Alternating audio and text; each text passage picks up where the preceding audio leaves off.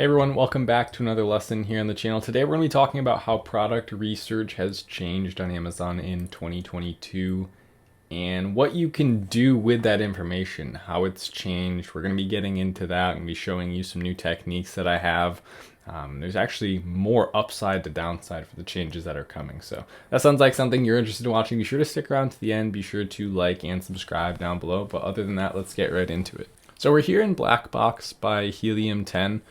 This is my go-to tool past couple of months, well, past couple of years really, but more so as of late. I stopped using software for a little while because I thought it would be better to just find things on my own. And I thought that if you could find it on your own and not with software, then you'd be finding something that no one else sees.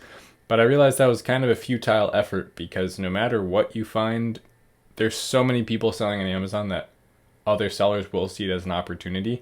So that's one of the first points that I wanted to talk about in today's video, was that you can't ever outrun your competition or necessarily outsmart competitors by finding a market that no one knows about. If that's your goal, then it'll work for 6 months and then it'll no longer work. I used to sell in that way. I would find really small markets, really low competition, not a lot of sellers, and I would try and beat people to the punch. That works great for a year. But then what happens? Profits start declining. You have no real way of increasing that back up because you have a very similar product to everyone else. Even if you did it first, your reviews won't save you. And eventually all profits start declining to the point where you go, I'm not going to reorder this. That's the end of that product's life cycle. You know, I made $50,000, made $60,000 in profit over the last, year with that product, but it's kind of done now. And that's the sad part, right? Because if I look back at every product I've ever sold, if I could have kept them at their peak sales this whole time, I would be so much farther ahead of where I am, but I was selling the wrong kind of products. Okay? That is really the issue. That's what's changing in 2022. When I say product research is changing, it's bigger than just product research. It's how you sell in general. So let's fill this out a little bit. You do need this software if you're going to start selling on Amazon. I have an affiliate link down below, gets you a discount every single month, so go ahead and use that. Search volume, we're going to do 800. Excuse me. Search volume max, I'm okay with something around 15,000. I used to do a lot less, but I'm going to show you some cool tricks today about how we can use this to our advantage. Again, monthly minimum revenue, I have a lot to talk about, so we'll need to make more videos about this, but I'm starting to trend upward in this, where I used to think low amounts of revenue, smaller markets. Now I'm thinking fewer products, more revenue. And again, that's just the evolution of selling physical products and staying in a space long enough to really keep developing ideas about it. You're going to have different opinions year over year, and what works one year might not work the next year. So again, this is vastly different than what I would usually be filling it out as, but instead of like 5,000 for a minimum, I'm just going to go to where I actually want it to be, which is about 9,000 for the minimum. And then maybe for the maximum, I'll put somewhere around 32,000. Keep in mind, just because I put that in doesn't mean that's what your revenue is going to be. It's really what we're looking for as far as the market has enough space for new people to enter, new sellers to enter, because the revenue is so high. If that's not making sense to you, it will eventually. Stick around. The price, this is up to you. I think price can still work. I think it is easier when you have more money to work with to make your margins make a little more sense. So we'll put 23. So we're essentially starting with like $24.99. And then maximum, maybe we'll go all the way up to about 76. We have $74.99 in there as well.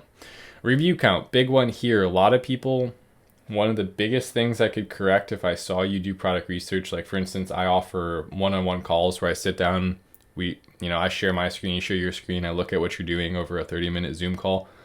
And I'll say, okay, set up, your product research. They'll say, I can't find anything. Set up your product research tool. And they put 75 there. Okay, that's what you ideally want from a competitor to have. But if you put 75 there, what is this really doing? Well, it's averaging the total reviews out across the market. Does everyone on that page have 75 reviews? No, probably not. There's probably some with hundreds and some with 1,000 and then some with a little less. And then the one you actually want to sell only has 75. So you have to factor all of that in. Set this to something like 450. Don't set it to 75. That's one of the big things. By the way, if you're interested in one-on-one, I just opened up more spots. Took a little bit of time off from doing stuff like that, and I'm feeling refreshed in the new year. I do have some more spots open for new students to join if you're interested. Categories: arts, crafts, and sewing. Home and kitchen. This part doesn't really matter. You select whatever you want as long as it makes sense in general. Like, don't select electronics or anything. But for the most part, what I've done here: home, kitchen, patio, lawn, garden, tools, home improvement, sports and outdoors, all that stuff will work. You can do baby if you want. We'll hit search. Now, this is not the big crazy part that's changing really. What's changing is how I want you to think about product research in general. Because what's actually happened is it's allowed more products to join into the group of potential ones that you can sell.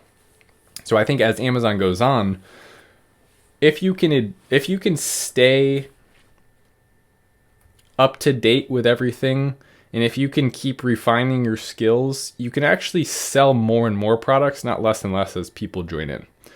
A lot of the sellers that you're competing with are brand new, or they don't have a lot of know-abouts when it comes to branding and things like that. So it's not necessarily a bad thing that more people are coming along. If anything, it creates a contrast bias where there are a lot of cheap products, and then you could shine even brighter in a big space.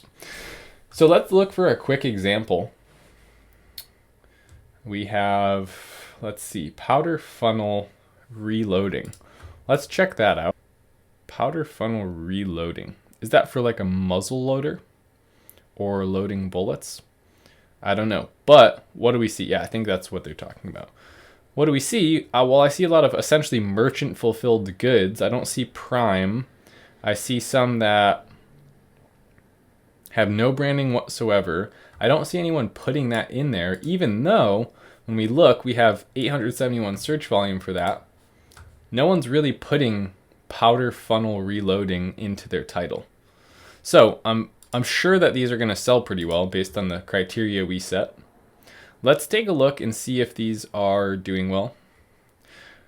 Surprisingly, they're not. There must be one really large revenue product on this page, because we set 9,000 for the minimum. This doesn't seem to be doing well, and that'll happen. So one thing that I always say, here's one thing that I want you to start doing a little different in 2022. Say no quickly, okay? A lot of people hang on to ideas that aren't going to go anywhere too long.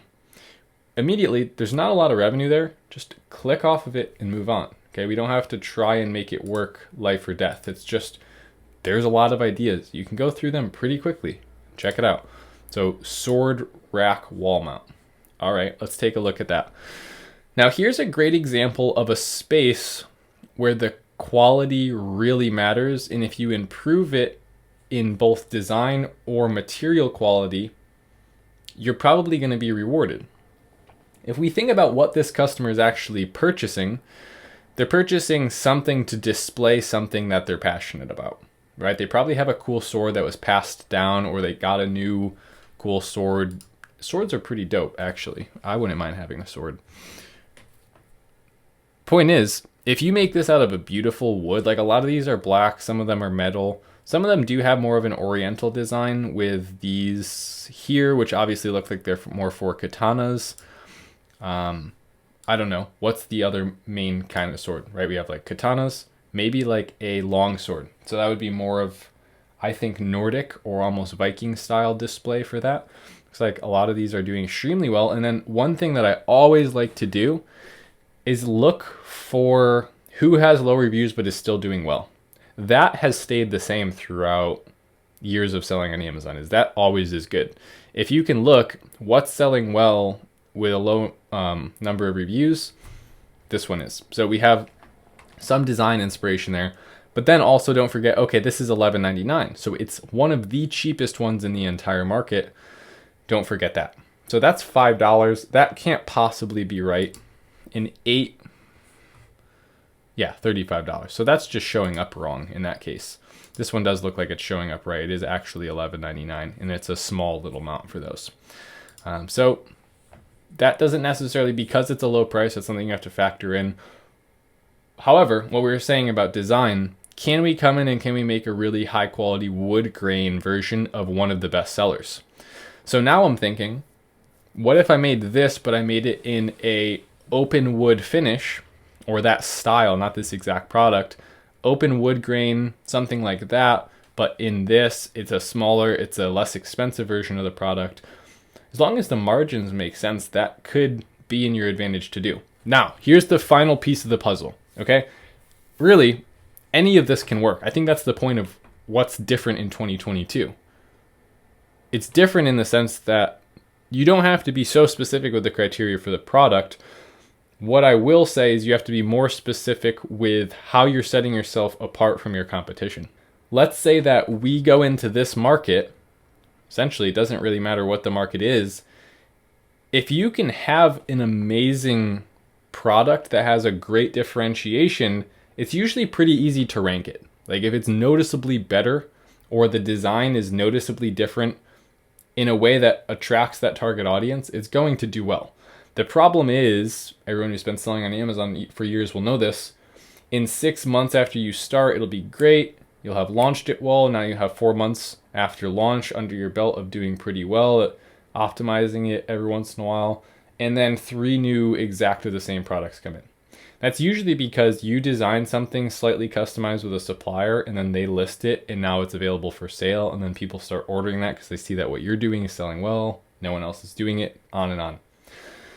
Try and set up barriers to entry to make that difficult. So I've been talking about this a lot in the last 2 weeks. What if we go to a local woodworker here in the United States and have them carve this out with a jigsaw? And then we have it stained there and we create custom packaging and have it sent to Amazon from within the US. Well, now it's not sitting on some supplier's website. So if you come up with a custom design inspired or modeled after some of the ones that are working but with an open wood grain, no one can order that exact product anymore. So you don't have to race to the bottom if someone launches your exact product. What this allows you to do, if you start thinking in this way, where if I create something in the US or I work with a supplier that's not on Alibaba, I'm now able to find $25,000 per month products everywhere. Like if I go here to Black Box and I scroll through here, almost any one of these can work if I have a highly customized product that suits the target audience, that solves a problem, I'm differentiated, but then no one can copy it. The lifetime of that product might have just gone from 1 year to 5 years because of that change. So let me know down in the comments below if you're interested in seeing more videos about how to make that happen. You know, theoretically, you can do this. I'm actually actively switching over one of my products in my brand from an Asian supplier to a US supplier right now. If you want to know more about that, let me know down below. There's a lot of stuff that I'm messing around with Amazon right now. That's why I haven't been posting a ton on YouTube, actually. I'm just really in the trenches, and it's been a lot of fun, I've got to say, to scale a brand. And let's see. We are at, people always want to see this, $14,000 in sales so far today. No, not today. So far in the last 30 days on the new brand that I started this past year, $182, only 9 a.m.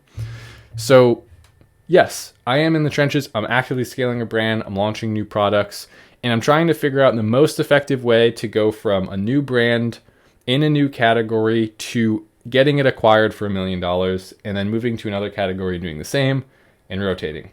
Because I get addicted to the process of adapting in certain environments and creating exciting new products and prototypes. And like, I'm the creative person in my company for the branding and all that. Like I'm not an operator. I don't want to sit around and work all day on actively managing a brand. I get far more excited about scaling a brand. And then that's why I want to, over the course of the next 18 months, document the process of becoming primarily a made in the USA brand and then having that brand acquired for, our goal's pretty ambitious. We want a $10 million acquisition. So we got some work to do, probably take 24 to 36 months.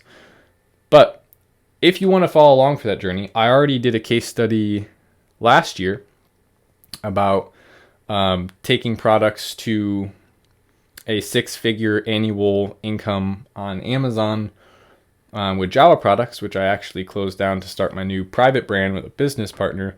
But anyway, like I said, I've got a lot on my mind. So let me know if you guys have ideas for videos down below. I'll definitely be checking out the comments.